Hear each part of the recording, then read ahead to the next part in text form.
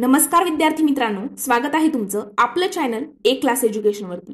मित्रांनो बघा, जवळजवळ मागे एका पेपरमध्ये एक बातमी आलेली होती की मुंबई महापालिकेमध्ये 42,000 जागा ज्या आहेत त्या रिक्त आहेत। त्यामध्ये बघा लिपिक संवर्गाच्या काही जागा भरल्या गेलेल्या आहेत, अग्निशमक दलामध्ये जागा रिक्त आहेत, सोबतच 400हून अधिक जागा ह्या अभियांत्रिकीच्या सुद्धा रिक्त आहेत, त्या सुद्धा भरल्या जाणार आहेत।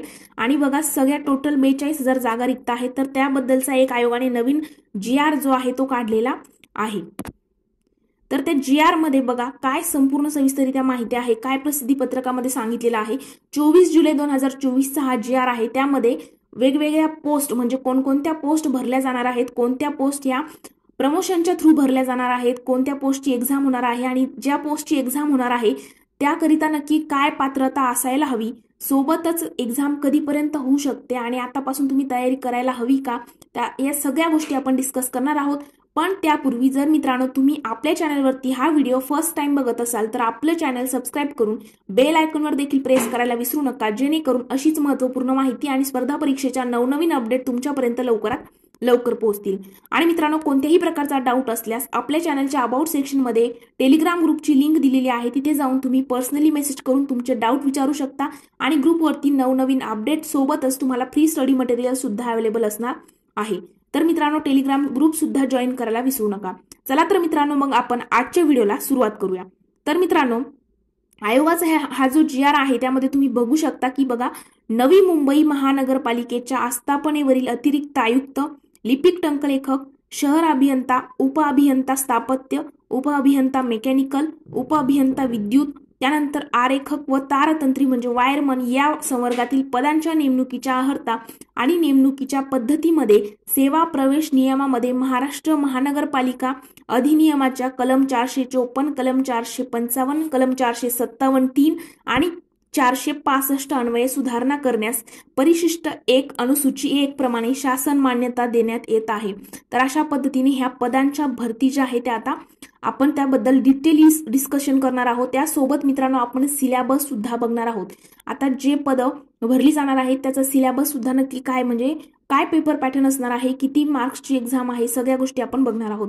तर बघा GR मधलं पहिलंच पद आहे अतिरिक्त आयुक्त श्रेणी 1 चं पद आहे। तर या ठिकाणी बघू शकता पदोन्नतीने 50% जागा ज्या आहेत त्या भरल्या जाणार आहे। पदोन्नती म्हणजे काय तर प्रमोशन, काही जागा या ठिकाणी आता या GR मध्ये मी जेवढ्या पोस्ट सांगणार आहे त्या पोस्टमध्ये काही जागा ह्या प्रमोशनच्या थ्रू भरल्या जाणार आहेत, तर काही जागा ज्या आहेत त्याची एक्झाम होणार आहे। मग ज्या जागांची एक्झाम होणार आहे त्यावर तुम्हाला ते नोट डाऊन करून घ्यायचं आहे आणि त्याच्यासाठी तुमचं प्रिपरेशन जे आहे तुम्ही आतापासूनच स्टार्ट करायचं आहे।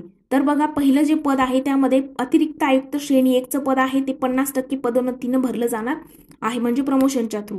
त्यानंतर बघा तुमचं जे दुसरं पद आहे या ठिकाणी सहाय्यक आयुक्त श्रेणी 2 चं, तर त्यामध्ये सरळ सेवातून 25% म्हणजे काय तर या ठिकाणी 25% पद हे एक्झाम घेऊन जे आहे ते भरलं जाणार आहे। तर एक्झामच्या थ्रू भरलं जाणार असल्यामुळे बघा तुम्हाला मान्यता प्राप्त विद्यापीठाची कोणत्याही शाखेची पदवी या ठिकाणी असणं गरजेचं आहे आणि मराठी भाषेचं ज्ञान तुमच्याकडे असणं गरजेचं आहे। त्यानंतर तुमचं पद आहे नेक्स्ट लिपिक टंकलेखक श्रेणी 3 चं पद। आता लिपिक टंकलेखक करिता तुम्हाला बघा लिपिक टंकलेखकच्या जवळजवळ 75% जागा ज्या आहेत त्या या ठिकाणी परीक्षा घेऊनच भरल्या जाणार आहेत आणि बघा त्याकरिता तुम्हाला मान्यता प्राप्त विद्यापीठाची कोणत्याही शाखेची पदवी तुमच्याकडे असणं गरजेचं आहे। या ठिकाणी शाखेचं बंधन नाही। मराठी टंकलेखनाचे किमान 30 शब्द प्रति मिनिट आणि इंग्रजी टंकलेखनाचे किमान 40 शब्द प्रति मिनिट, वेग मर्यादेचे शासकीय वाणिज्य प्रमाणपत्र किंवा संगणक टंकलेखनाचे प्रमाणपत्र धारण केलेले असावे, म्हणजे तुमच्याकडे टायपिंग सर्टिफिकेट असणं गरजेचं आहे। या ठिकाणी तुम्हाला माहित असेल बघा लिपिक टंकलेखकच्या जागा ज्या आहेत त्या जास्त 75% जागा जवळजवळ भरल्या जाणार आहेत। त्यामुळे जर तुम्हाला लिपिक टंकलेखकची डिटेल इन्फॉर्मेशन हवी असेल ना की पद काय आहे, वेतन वगैरे सगळ्या गोष्टी, तर मित्रांनो याच व्हिडिओच्या डिस्क्रिप्शन बॉक्समध्ये लिंक दिलेली आहे, त्या ठिकाणी जाऊन तुम्ही लिपिक संवर्गाची पद त्याबद्दल संपूर्ण सविस्तररित्या माहिती जी आहे ती मिळवू शकता। वेतन वगैरे किती असतं आणि काम वगैरे काय करावं लागतं सगळ्या गोष्टी आपण ऑलरेडी डिस्कस केलेल्या आहे। वयोमर्यादा वगैरे सगळ्या गोष्टी तुम्हाला त्या व्हिडिओमध्ये मिळून जाणार आहे आणि डिटेल सिलेबस सुद्धा। आता बघा त्यानंतरचं GR मधलं तुमचं नेक्स्ट पद आहे लिपिक टंकलेखक नंतरचं निम्न श्रेणी लघुलेखक। आता मित्रांनो हे पद जे आहे याच्या सुद्धा 75% जागा ज्या आहेत त्या या ठिकाणी एक्झामच्या थ्रू भरल्या जाणार आहे। आता 2 पद आहे लिपिक टंकलेखक आणि लघुलेखक, आता दोन्ही पदांकरिता तुम्हाला मान्यता प्राप्त विद्यापीठाची पदवी असणं गरजेचं आहे आणि त्या ठिकाणी तुमच्याकडे बघा मराठी अथवा इंग्रजी म्हणजे दोन्हीपैकी एक या ठिकाणी लक्षात घ्यायचं आहे. मराठी अथवा इंग्रजी लघुलेखनाची गती 100 शब्द प्रति मिनिट, तसेच मराठी टंकलेखनाची 30 शब्द प्रति मिनिट व इंग्रजी 40 शब्द प्रति मिनिट अशा पद्धतीने तुमच्याकडे तुमची टायपिंग होणं या ठिकाणी गरजेचं आहे आणि दोन्ही विषयांची झालेली असावी लघुलेखक करिता. या ठिकाणी हे लक्षात घ्यायचं आहे आणि त्याची डिटेल इन्फॉर्मेशन आपल्या चॅनलवरती ऑलरेडी मी टाकलेली आहे. नंतरचं तुमचं पद आहे शहर अभियंता श्रेणी 1चं पद. त्याकरिता बघा 100% पदोन्नतीने हे पद भरलं जाणार आहे. म्हणजे या ठिकाणी आपल्याला इन्फॉर्मेशन घेऊनही फायदा नाही, कारण की 100% शहर अभियंता श्रेणी 1चं जे पद आहे त्याच्या 100% जागा ह्या पदोन्नतीने म्हणजेच प्रमोशनच्या थ्रू भरल्या जाणार आहेत. या ठिकाणी आपल्याला काही चान्स नाही. त्यानंतर आहे उप अभियंता स्थापत्य श्रेणी 1चं पद. तर त्यामध्ये पण बघा 100% प्रमोशननीच भरल्या जाणार आहेत, एक्झाम वगैरे घेतली जाणार नाहीत. उप अभियंता मेकॅनिकल श्रेणी 1चं पद, तर हे सुद्धा 100% पदोन्नतीनेच म्हणजे प्रमोशनच्याच थ्रू भरलं जाणार आहे. आता तुम्ही ऑलरेडी दुसरीकडे जर जाहिरात बघितलेली असेल की फक्त येणार आहे वगैरे, पण जर माहित नसेल की एक्झाम होणार आहे का, कोणत्या पदाची होणार आहे, तर या ठिकाणी तुम्हाला आता डिटेल इन्फॉर्मेशन मिळत आहे. नंतरचं पद आहे उप अभियंता विद्युत श्रेणी 1चं. तर त्याचे सुद्धा प्रमोशनच्याच थ्रू 100% प्रमोशनच्याच थ्रू या ठिकाणी एक्झाम वगैरे कोणत्या गोष्टी घेतल्या जाणार नाही, प्रमोशनच्या थ्रू त्या ठिकाणी पदं भरली जाणार आहेत. आता बघा नंतरचं एक पद आहे आरेखक श्रेणी 3चं पद. तर या पदाची मित्रांनो एक्झाम होणार आहे. मग त्याकरिता काय पात्रता असणार आहे, तर बघा महाराष्ट्र राज्य माध्यमिक आणि उच्च माध्यमिक शिक्षण मंडळाची माध्यमिक शालांत परीक्षा उत्तीर्ण म्हणजे काय SSC उत्तीर्ण 10वी उत्तीर्ण तुम्ही असणं फक्त गरजेचं आहे. बाकी तुम्हाला कोणत्याही प्रकारचा क्रायटेरिया या ठिकाणी नाही. शासनामान्य औद्योगिक प्रशिक्षण संस्थेचं आरेखक अभ्यासक्रमाचं प्रमाणपत्र किंवा सिव्हिल ड्राफ्टमन कोर्स उत्तीर्ण, मराठी भाषेचं ज्ञान तुम्हाला आरेखक श्रेणी 3च्या पदाकरिता आवश्यक असणार आहे. नंतर GR मधलं बघा नेक्स्ट तुमचं पद आहे तारतंत्री म्हणजेच वायरमन श्रेणी 3चं पद जे आहे याकरिता या ठिकाणी तुम्हाला दिसत असेल की महाराष्ट्र राज्य माध्यमिक आणि उच्च माध्यमिक शिक्षण मंडळाची माध्यमिक शालांत परीक्षा म्हणजेच या ठिकाणी पण 10वी उत्तीर्ण असणं गरजेचं आहे. सोबत एक अर्थ आहे की मराठी भाषेचं ज्ञान आणि शासनामान्य औद्योगिक प्रशिक्षण संस्थेचा तारतंत्री अभ्यासक्रम जो आहे तो पूर्ण आणि तदनंतर NCTVT प्रमाणपत्र तुमच्याकडे असणं गरजेचं आहे. अशा पद्धतीने अट या ठिकाणी घातलेली आहे. मग या सगळ्या पदांमध्ये जे पद जे आहेत एक्झामच्या थ्रू भरले जाणार आहेत त्याचा पॅटर्न काय आहे, त्या एक्झामचा पॅटर्न कसा असणार आहे, तर मित्रांनो 100 प्रश्न विचारले जातील. त्याकरिता 200 गुण दिले जाणार आहेत. निगेटिव्ह मार्किंग नसणार. एक प्रश्न 2 गुण असणार आहेत आणि या ठिकाणी बघा 100 मिनिटाचा कालावधी तुम्हाला देण्यात येईल. त्यानंतर विषय कोणते आहेत, तर 4 विषय असणार आहे. मराठी, इंग्रजी, सामान्य ज्ञान आणि बौद्धिक चाचणी.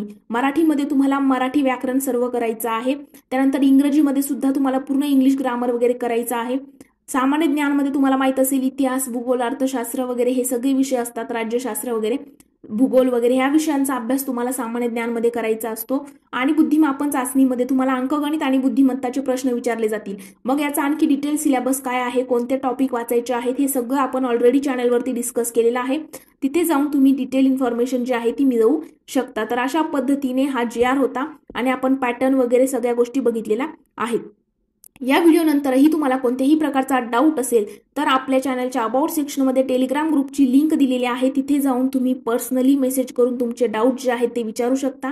प्रत्येकाला त्या ठिकाणी उत्तर सुद्धा मिळणार आहेत. तुमचे डाऊट क्लिअर केले जाणार आहेत. आणि सोबत मित्रांनो टेलिग्राम ग्रुप जॉईन केल्याचा फायदा असणार आहे की त्या ठिकाणी तुम्हाला परीक्षाच्या ज्या काही नवनवीन अपडेट येतात त्या तुमच्यापर्यंत लवकरात लवकर पोहोचतील. सोबतच फ्री स्टडी मटेरियल वगैरे सगळ्या गोष्टी तुम्हाला आपल्या ग्रुपवरती बघायला मिळेल. सोबतच प्ले स्टोअरवरती आपलं एक ॲप आहे A क्लास एज्युकेशन, ते तुम्हाला सर्च करून डाउनलोड करायचं आहे. त्या ठिकाणी सरसेवा भरतीत येणाऱ्या सगळ्या एक्झामच्या बॅचेस ज्या आहेत त्या अवेलेबल आहे. त्या बॅचमध्ये तुम्ही कोणतीही बॅच जी आहे ती मिळवू शकता. तुम्हाला ज्या स्पेसिफिक पोस्टची तयारी करायची असेल त्या पोस्टची तयारी तुमच्याकडनं करून घेतली जाणार आहे. लाईव्ह प्लस रेकॉर्डेड लेक्चर असणार आहेत. आणि मित्रांनो एक आपल्याकडे खास वैशिष्ट्य असं आहे की तुम्ही जे आहेत बॅच घेतल्यानंतर एक लेक्चर हे अनलिमिटेड वेळेला बघू शकता. म्हणजे 1, 2, 3 व्ह्यू नाही तर अनलिमिटेड व्ह्यू तुम्ही त्या ठिकाणी करू शकता. तर अशा पद्धतीने आपला ॲप वगैरे तुम्हाला डाउनलोड करायचं आहे. तर आज आपण इथेच थांबणार आहोत. जर तुम्हाला व्हिडिओ आवडला असेल तर व्हिडिओला लाईक, कमेंट आणि तुमच्या मित्रांसोबत देखील शेअर करायला विसरू नका. Thank you so much.